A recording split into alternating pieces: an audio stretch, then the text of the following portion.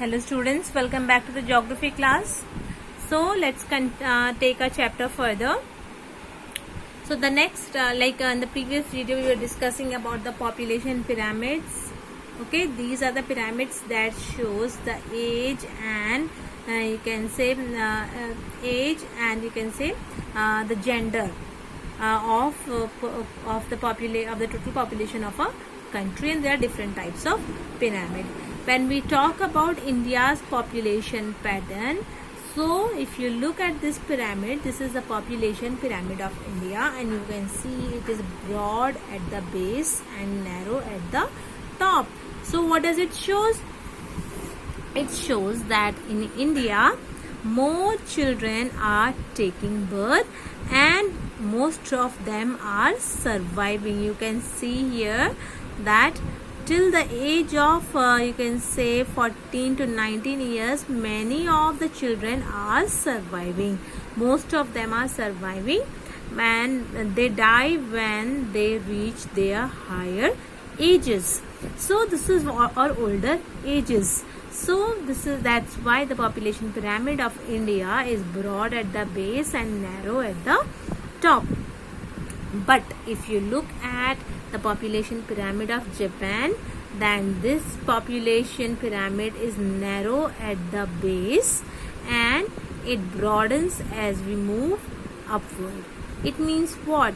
It means that there is a low birth rate. Less children are taking birth in Japan and all of them are surviving. That's why most of them are surviving, and that's why there is more concentration of people in the middle ages. Like you can see here 40 to 45 years there are many people, 65 to 70 years there are many people. So this is what broad, narrow at the bottom and narrow at the bottom. This is what, and it keeps becoming broader as we move upward. This is the population pyramid of Japan. Now the next feature of the population which decide the population pattern of a country is the sex composition or the sex ratio. Now what is the sex ratio? I have explained you earlier also. Sex ratio means number of females per 1,000 males. That per 1,000 males, how many females are there in India? And when we talk about India, then the sex ratio in India is 940 females per 1,000 males. That means that per 1,000 males only 940 females are there, and for 940 females are surviving. What is the reason why there are less females and more males? There are countries like you can say American and European countries, there this ratio is just opposite. There are more females and less males. And why then in India there are less females? Just this is according to 2011 census, 940 females per 1,000 males. What is the reason? The first most important reason is the high maternal mortality rate. What does it mean? It means that many of the women, they die while giving birth to a child. High maternal mortality rate, that means in India many women die while giving birth to a child. That's why high maternal mortality rate is here. Second is female infanticide. In India there are some people and female infanticide means what? Like in India female are not preferred much. Male child is preferred over female. Still though, after a lot of development, this is the thinking of, you can say, Indians, that they prefer male child over female child. You must have noticed this in your families also, that they expect that they should have a male child than a female child. So what happened in some areas, that female infanticide means what? Infant means small child, side means kill. to kill to kill an infant, to kill a small child. So just after the birth, many of the families, they kill the girl child, so that she will not survive, so that she will not become a burden on them. So this is another reason why there are less females per males. Then third is sex selective female abortions. Now this is done when a lady become pregnant, the family member take her to the center, take her to the ultrasound centers where they get it checked whether the child which is going to take birth is male or female.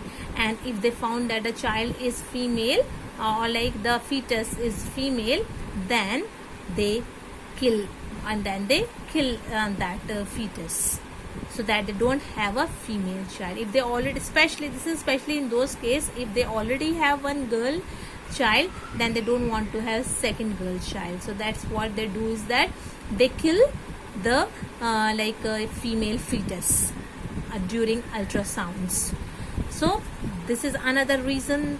Then third is neglect of the girl child. Even if sometime, like you can say, in some of the families, the girl child take birth and she is able to survive, then she is neglected. She is not given as much attention as is given to their male sibling or brother, as to their brothers. So that's why less attention is paid toward their health and you can say overall care.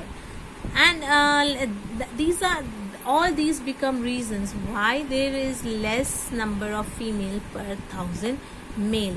So because in Indian families, this is the thinking of the Indian, that male child will earn money for them, male child will carry forward the names of their families, and all this is a kind of myth. Because now just opposite is happening. Girls are becoming you can say more developed. Girls are studying better, they are securing better marks, they are getting better jobs, and they are taking care of their parents more than their brothers. But still the thinking of the Indian families is still same. It's backward. They think that if they will not have a boy, then their family will end over there and their name will not be carried forwarded. So these are some of the reasons why they kill the female child, while they don't want a female child, while they kill the female child after the birth, and most of the time they kill it before the birth. When the child is not even taking the birth, she is in the womb of her mother, that time only that fetus is killed. And it's just opposite, as I told you, it's just opposite in European countries and American countries, because they don't have this thinking that girls are a burden on them. So that's why the ratio of India is in a sex ratio of India is so different. Now the next topic that we are going to discuss is a rural-urban composition. It means what? Rural means people who are living in the villages. Urban means people who are living in cities and towns. So this difference in urban and rural population is according to the lifestyle of the people living over there. And also, like you can say, what is the criteria of distributing the population in rural and urban areas? Rural areas are those where the primary occupation is agriculture, where most of the people are practicing agriculture. Those areas are called rural areas. On the other hand, urban areas are those where people are involved in other activities. They are not involved into just farming, or they are not involved into agriculture, but they are involved into other kind of activities like trade, manufacturing, banking, transport, etc. And like you can see, like all the developed countries, those countries which are developed, they have more urban population, and all countries which are developing, they have more rural population. Okay, so if more people are living in cities and towns, it means that country is developed.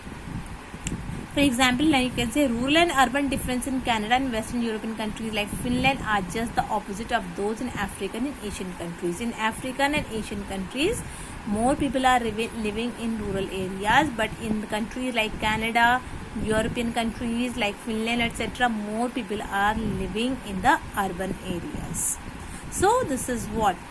Now in Western countries, male outnumber females in rural areas and females outnumber the males in urban area. Now this is another you can say feature, that in Western countries there are more male than females in rural area, but there are more females than males in urban area. Okay, so there are two types of, you can say, the sex ratio is different in rural as well as urban area. Let me tell you one more time. Rural area means villages, urban area means towns and cities.